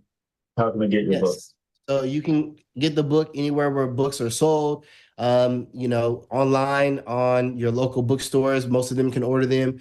But yes, the other big booksellers, Barnes & Noble, Books A Million, bookshop.org, Amazon, the list goes on. There's a Kindle version of the book as well, and there'll be an audio version of the book releasing in a few months. I don't have an exact date on when the audio version will release. But yeah, I appreciate your support. The book is called Freedom Teaching. We're definitely trying to, elevate and get it out there. So even if you're not an educator, you probably know an educator or know someone who knows an educator. So go ahead and get you a book and let's, share this knowledge because, we can really make change when we put our mind to it. And one of the things that I say to end a lot of workshops is like, the reason why I continue to fight this, even in the face of feeling discouraged often by what is happening in our country and the ways which our country very stubbornly seems to cling to these hurtful ideals, these ideals that hurt everyone, is because I believe that we will win. And then people ask me like, well, why do you believe that we'll win? Like the empirical data and the evidence doesn't always back up this idea that we'll win. Well, I believe that we'll win because if we truly love one another and we love humanity, especially from my perspective, I think about Black children and children of color. If we love these kids the way we say we love these kids, then winning is the only choice that we have. And when we remove losing from the equation, then we start to get more creative about the ways in which we stand up and fight these structures. So for anyone who feels discouraged, that's an okay place to be. Sit in that, for however long you need to sit in it, but you got to get up and you got to keep moving. You got to keep fighting because we've changed the world before and we can change the world again. I can understand living and dying in a country that is racist, and in my lifetime, never seeing this thing significantly change. I've put something in my brain to where like I can understand that I may fight for the rest of my life to see the system change. What I just can't wrap my head and my heart around is passing this same battle down to my children or to their children or to generations that come to follow us, to pass this burden to them. And so I don't know if what I do changes anything, but I do know that I will continue to fight for a better tomorrow. So very grateful for y'all for giving me this platform to talk about the book. I got 7 more minutes if there are any other questions, but if not, I can give y'all your. At this time, we really want to say thank you. I have to be honest. I usually am the one that's vulnerable. So I'm going to tell you that don't really like history much. But if I'd had you for a teacher, I mean, I literally was like writing notes. Like, I need to know this. My kids need to know this. This is a whole different way to look at things. So for that, thank you. I think what you have shown us is, as Derek said, a way to connect dots that you never would have thought before. And to be honest, when you said, my kids do better on the test, and I was thinking, oh, okay, why? But then when you started talking and you just did that, and I'm like, that's why, because they're actually not just taking the memorization, as you said, and applying it. They're actually pulling other pieces together. And then when they get to those reading topics that, they throw in there with all that other information, they understand it because you've already taught it to them and they're not seeing it the first time. I get it now. So I just want to say on behalf of all of us that we appreciate you. And I was going to say what Derek said, you need to tell them how to get the book. When you come back, I want you to share how does the book impact not just our school system, but the rest of us? How do we utilize it? If we all read it, then what do we do? So I would leave you with that for our future conversation. We hope that you have an absolutely blessed weekend, and thank you for what you just shared with us. You have enlightened not just our audience, but each one of us here. And we'd love for you to provide some more of your historical context as it relates. That would be. And also, I want my autograph copy. Oh, wait. I thought my dad was getting you I thought he was supposed to be sending you the one he sent you. I haven't gotten it yet. Tell you all right, well, look, hey, I'm a make sure that happens, but you got to take that up with your buddy, your childhood partner. Hey, that was his responsibility, but we're gonna make sure we get you a signed copy of the book. Yeah, I love the history stuff. You know, Jill, you mentioned like a lot of my students came to me not being able to tell me that Dr. King and Abraham Lincoln lived in two different time periods because they learned Black history and vignettes. It's like, oh, Abraham Lincoln freed the slaves. Dr. King gave a speech. Rosa Parks sat down. That's Black history. And so this is why a lot of our kids don't like history class. Well, because when you come to history class, all you learn is that, oh, if you're Black, y'all didn't contribute anything to the intellectual fabric of this country, but you did build it with your labor and you were treated really badly. And then one day we decided like, maybe we'll treat you a little bit better. And that's pretty much all, you learn. So it's like, yeah, I wouldn't like history either if, the history looked at me with contempt. And so, the good thing about, the history that I teach and why I think that it's engaging, because we actually do a history section to start our workshops. So even when I'm in corporations, we start with the history lesson. And by the time I finish with that history lesson, it's a lot of tears in the room. But we're ready to do all the rest of the work because the folks who came in with their chest tight and mad that they're in an anti-racism workshop, it's really, really, really hard to argue with the history and what has been done to people in this country. And the fact that when people say things like Black Lives Matter, they're not just talking about a hashtag or a person who's lost their life to police violence. What they're talking about is the fact that for generations, for as long as we have been here and brought here against our will, we have said this country is not working for us the way that it says on paper that it is supposed to work. And for generations, people have only found the capacity to say, be quiet. Your pain is making me uncomfortable. And I would rather be comfortable than for our country to be just. And so when we say things like Black Lives Matter, we're talking about hundreds of years of history. And so in my workshops, it's like, look, you don't have to leave here agreeing with everything I say. You don't have to leave here with any intentions to be an anti-racist, but what you do have to do is listen. You can no longer silence us and keep us from telling our stories. And that's exactly what's trying to be done in our schools. And so I'm just grateful that programs like this exist so that we can have this conversation while it is still legal for us to have this conversation. So with that said, I'm going to give y'all back your program, but I really genuinely enjoyed my time. And I do hope to join you all again sometime in the near future.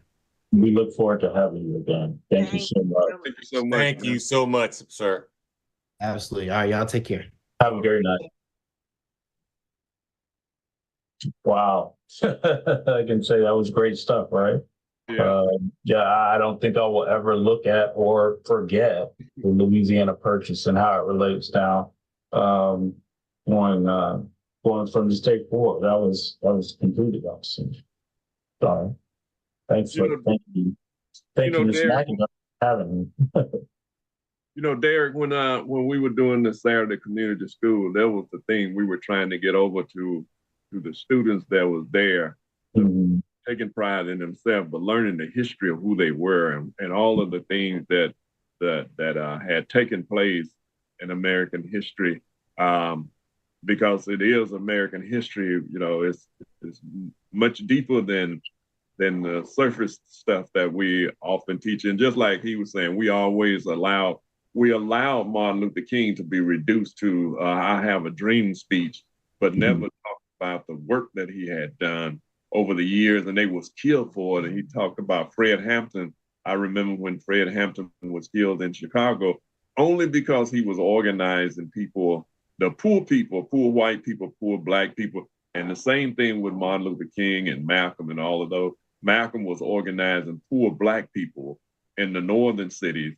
And Martin Luther King was organizing poor blacks and poor whites all the way up to Appalachia, to the Appalachian Mountains. And they made sure that that didn't take place, because the experiment was with the garbage workers, that people would turn out and support the garbage workers. They were considered the poorest of the poor at that time, as far as being having jobs at that period. So this is why we, when we had the Saturday Community School, and we made sure that children understood who they were, because that was important. And also the people that were teaching there, like Derek and others that began to teach on Saturday with us, and to make sure that the students could comprehend what Derek and them were teaching, but also giving them that state of pride, so they would have in their mind that we used to tell them there's nothing too hard for me to learn. If I believe it, I can achieve it. So. And that you must be judged by your mind, that's the standard of a person. So all of the things many things that he talked about was incorporated in what we were doing in the Saturday Community School. And I'm so happy that many young people we still see young people that came out of that class, out of those classes, still hollering, knowledge is power. Exactly. You're exactly right. Yeah. So we have about 30 minutes left, so we're going to switch over to two of our list of topics, but I'm going to interject something. I'm going to ask Mr. McIntosh and and Bill and Jill and Keontae that I want to know when you guys are going to go ahead and go to the website to put in your order for the new T or 45 shoes for Donald Trump or Jill and Keontae, when y'all gonna buy that perfume? Because that man need $438 million. So what are y'all going to do to help your former president? That's my question. Jill, go ahead with that one. First of all, he is not my former president. My former president. He was the president, but that's what it was. But I did see that, and there obviously for us, there's absolutely no way we're going to buy no shoes, no perfume, no nothing. I just would hope that I just want him to pay some money. I just want him to be held accountable. And I want them to say, look, you need to give up $1 million before you can do anything else. They're not going to put him in jail. They're not going to do whatever. Make him start paying all the stuff that keeps coming up. Because when I saw that, I was like, oh. And I think I was talking to my daughter. She's like, what? I'm like, oh, Trump got to pay again. She was like, Mom, is he ever going to pay? I was like, I don't know, but he got to pay again. This is great. But he always has. He's like, just freaking resourceful. When did he have time to make darn tennis shoes? And like, come on. When? You can thank prison labor for that. Yeah. He was like, here, let me send you some money. Make me some shoes. Make me some perfume. This is crazy. I don't know. I know, Keontae, you're not going to get no shoes, but I'm going to let you no shoes, no perfume. But what I will do is support the reelection of the Attorney General in New York and the state attorney in New York City and Baltimore and other states and cities where we believe, and there are state prosecutors and city prosecutors and so on that are willing to continue to litigate and try to hold him accountable. I will support any campaign or state attorney, prosecutor, etc., that is willing to take this man to court and make him at least look accountable, even if we never get a dime, if we never see his restitution, even if he never does more than give us a mugshot. Anybody who's willing to put their career on the line and say we need to call him to the carpet, I'm behind that campaign 100,000, 10%. And that's where I'm putting my money. But in those campaigns, those individuals reelected who are willing to continue to call him to the carpet. Yeah. Chris, I mean, Keontae, before I know that he got to put up this massive amount of money for bail, right? Because of what they are extracting from him, some like $400 and some million. I know that he probably gonna have to put up at least 10 to 20% of that to and that will not be returned to him, right? Well, no, bail. I mean, he gets bail. His bail is no different. The process is no different from anyone else. So he puts up bail. He shows up to court. He gets that money back once he shows up. So, but I'm saying he gonna have to put up about $30 or $40 million, isn't it? To yeah, but he got assets, so he can write off he can put up a building in New York. He can put up Trump Towers in New York and never have to up a dime. All he's got to do is put up, the property he owns in West Palm Beach, put up the title to it against his bail, and he never gives up a dime. So that's what I mean. The same process that, somebody could put up their home, put up their 401k to bail somebody out. He's got assets that I'm confident he's going to use. I don't believe we'll end up in a whole nother series of litigation if they actually make him do cash. Because he's going to claim he doesn't have it. He's going to say it's tied up in investments. He's going to say that it's tied up in different business ventures that requires him to get a board approval before. I mean, he's been able to evade the IRS and the government so long because he has shielded his money in these various entities. And so I think his bill is going to be paid, 10% of that is going to be paid by him putting up assets to secure his freedom in that way. And they are banning him from doing business for at least 3 years. Mm-hmm. That's gonna bankrupt all that stuff that's in New York if you can't do business for 3 years there, because you're talking a huge amount of money that that's been flowing through his hand out of New York, and those his name that he have put on buildings and stuff. I'm sure people going to begin to get that name off of their buildings so they don't have to pay for it.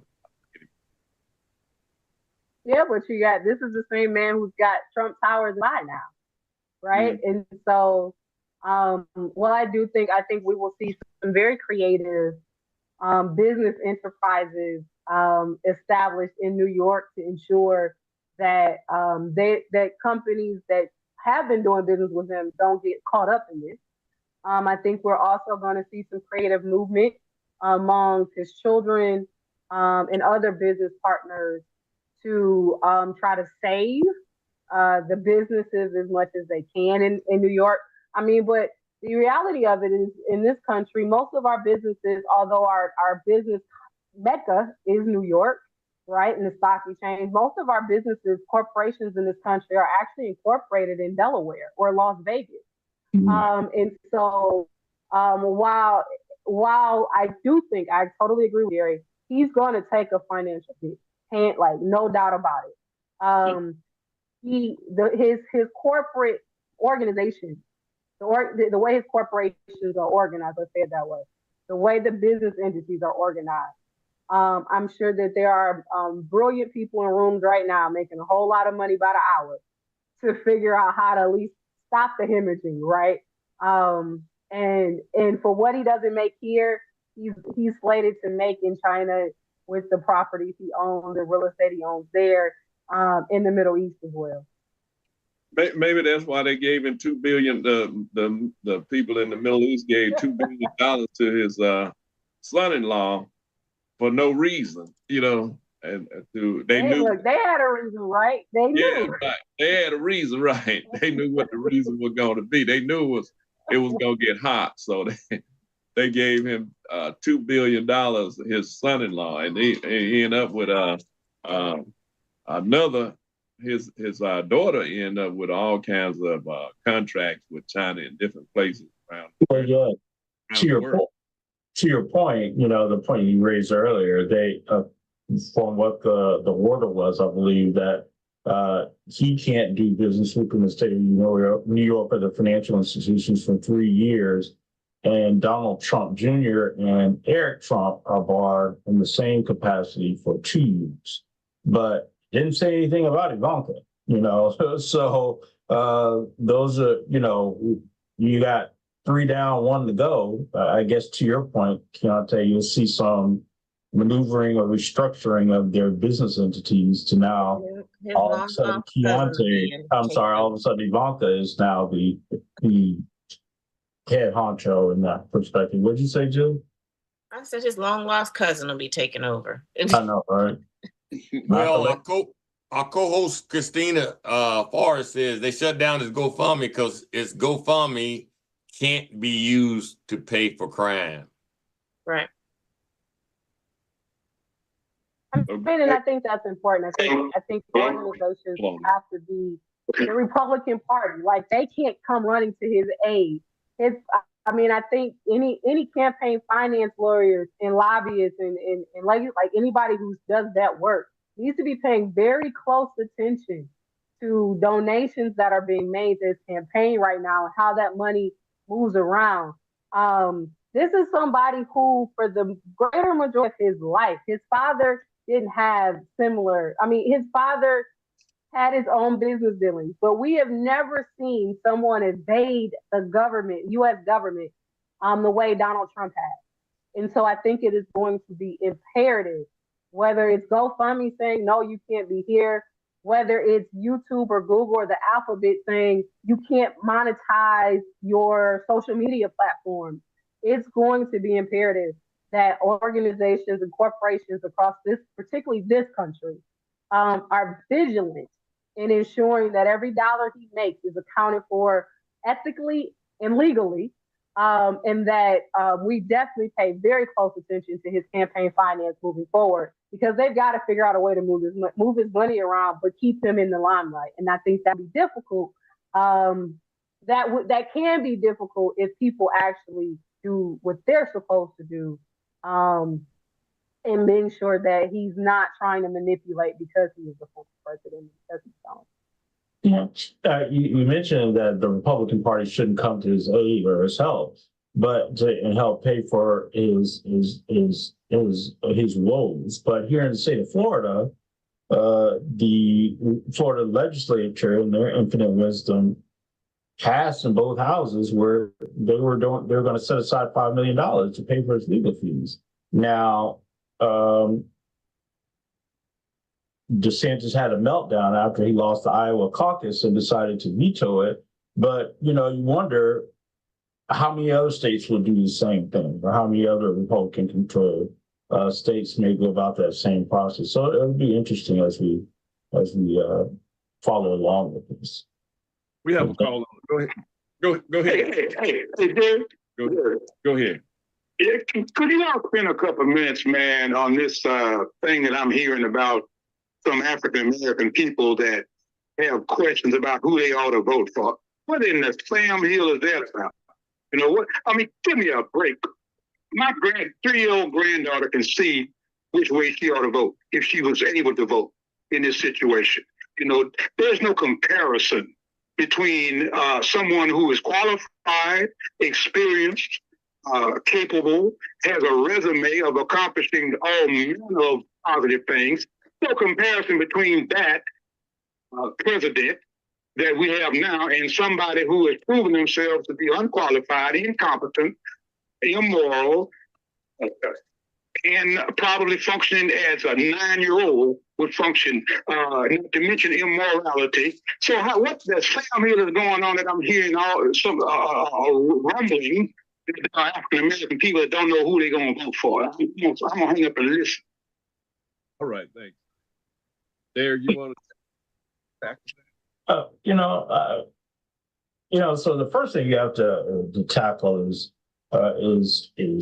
the trope that everybody continues to push is is Biden is too old, right? That is something that is funneling its way all across, from black to white to young to old, right? It is something that's making its way.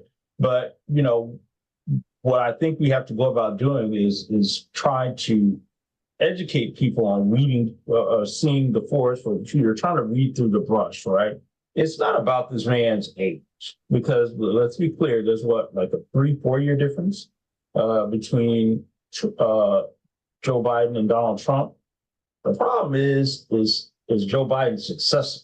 That's what people are. That's what, and again, it's the racist ideology that no one wants a black woman to take over should something happen to Joe Biden in his next 4 terms, next term, in 4 years.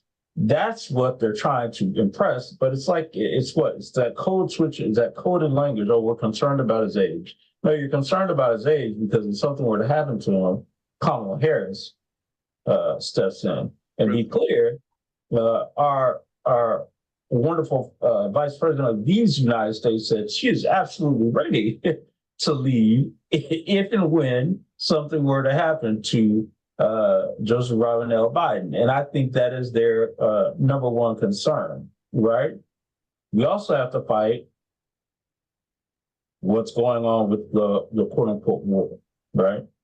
And when I think of that, I speak of the Palestine and Israel, the Israeli massacre of Palestinians as it's being funneled. A lot of young people have a perception that this is fueled by President Biden, and so they're not with it.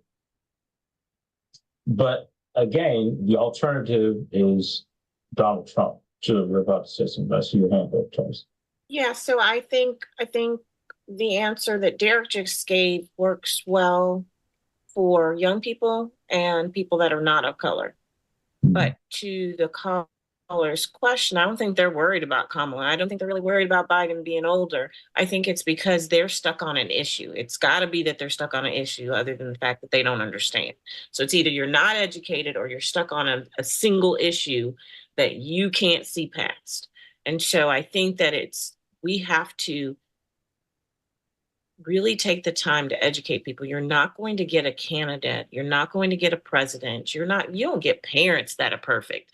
I mean, it just is not that way. So you can't look for somebody who's going to fit every single thing that you want them to fit. But what you do need to do is look at what is the difference. If Biden is president, this is what's going to happen.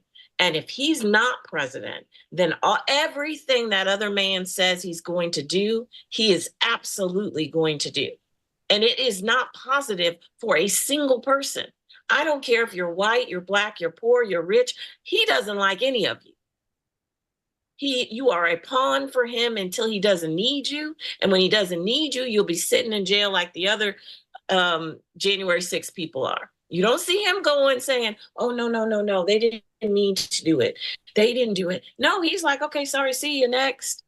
That's how it's going to be. And we have to somehow listen to the concern, but also just teach like honest truth. Anything that you give us, anything you could give somebody who is educated and understands, not only educated like college educated, but understands the political realm of what we're sitting in. Just like that caller just said, a 3-year-old can tell you that I want candy so that I might want to go over here. Because if you go over here, there's not going to be no candy. There's not going to be no nothing. He has said dictatorship. I'm getting rid of everything that benefits you. I'm getting rid of everything that protects you. I'm getting rid of everything that you are fighting for now. You won't have to worry because it's not going to be an option to fight for it anymore because he's going to be the president and just take it away. At some point, we have to just wake up. And I don't, black, brown, purple, pink, I don't care what you are, but now is the time to say, hey, we're going to join together. We're going to fight back. We're going to vote. We're going to register. We're going to get educated. We're going to call every single person that you know. You're going to talk to your neighbors, have the hard conversations, because maybe, just maybe, a conversation like this where we're not attacking you, where we're not telling you what to do. We're just trying to help you understand that whatever you believe that he brings for you, that as soon as you piss him off or as soon as he gets in office, those fake promises are not happening. And the ones that he absolutely stands for will. And that's going to detrimentally affect you and this community and the rest of the people around you. And we've got to wake up. Thank you. Thank you so much. Hey, our Facebook stream is lighting up now. We've got Nita Welcome that says, I don't understand why the Republican Party or the Senate are questioning Hunter Biden's salary that was made in another country when Trump has lied on every business deal worldwide. I hope I'm explaining this question correctly. Trump is a liar. Our co-host, Christina Forrest, weighs in with, I love the Biden-Harris ticket. No one is more qualified. But then she said she would like to announce that she is running to be Biden's delegate at the Democratic National Convention. That is pretty awesome there. Piggybacking off of what Jill said, when you look at the choices that we have a great choice, or we have a choice of a dictator. And under dictatorship, people, like this, where we are sitting here doing, under dictatorship, we couldn't do. Nobody can do, except what they want you to say and do. You have to be a government person to even be on a program like this, to even talk about the issues of today. Also, I hear Black people talking about Joe Biden is not inspiring enough. I'm like, well, if you got to be inspired to vote for your interests, something is quite wrong with you. Our interests have to supersede, all this inspiration and false dichotomy that people are putting out there. They had Charlemagne, the God, on, and him and others are out there who are influencers among young people, are talking, as if they are engaged or informed on the Biden-Harris administration, when they are not, because of the things they say. That they are not. But they are using, they act as if they are for Biden and Harris. But by the same token, making, these statements against them that, we are not, Blacks are just not with them because they are not being inspired, or Joe Biden is not coming to the Black community. And some of that maybe have some legitimacy, but most of the time, when you're the president of the United States, you are tied up, your hands, and you're tied up in all kinds of world problems, as well as the problems here in America. And then, if you have a dictator, they're going to erase history. All you got to do is look at what is happening abroad. Look at what just happened in Russia. The opposition to Putin is now dead. He happened to drop dead, well, I think it was yesterday or the day before, while he was walking. Really? But and this is the same thing Trump said. He wants the opportunity to either that he can arrest his opponent or kill his opponent.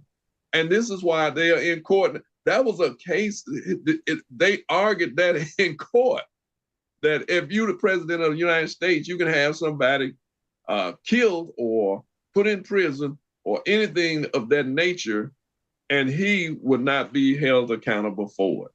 So people need to look at that case, what they were discussing about what Trump said. He said the Constitution was in his way, that the Constitution was no longer needed.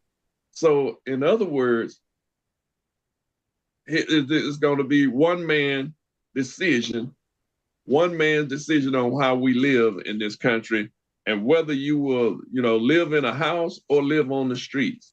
Because if you say something against his will, you could be out of doors and lose everything you got. Somebody else can be in your house. We see that happening around the world. We see that happening with the Palestinians, that somebody can come and take your home because of the way they are saying that this land belonged to me, even though you didn't, your ancestors didn't even go there until 1947. but the Palestinians been there for centuries. So that's something that we need to look seriously at. So, but if it can happen there, it can happen here, and it can happen to us. I took. Keontae, did you have? So I just, for those of you who are watching, there are some issues, and Jill broached that subject early in her comment. There are some folks, because right here in Michigan, we've got some toss-up races, and I know we're going to run out of time soon. So I tell folks, if you vote for Trump, that's your business. But show up and go vote for a congressional person who's going to hold him accountable. So whatever he said, put somebody there that either support, if you lean that way, because let's also be honest, there are a lot of Black people in this country who are still registered Republicans, who vote Republican, who every time we come into election get on every news outlet possible, social media and all, and put out a lot of dogmatic politics, right? They do that. But send somebody there that's going to hold him accountable. So make sure the folks that we send to Congress, and we have 22 toss-up races in 2024, 22 toss-ups. Depending on what those 22 do, those 22 races, what happens in those 22 races, we could either see somebody, a Congress that's rubber stamping those things that Biden or Trump ends up saying, or we could see a mix-up, and we could go actually back to what we saw often. What many of us remember under our president, number 44, Obama, right? Where there was a healthy discourse, and we really had to fight for the things we got under the Obama administration. But I urge folks, even if you've made up your mind on Biden or Trump, go out and find who your congressional leaders are, who's running in the races that matter to you. For instance, in Alabama, we got a whole new seat.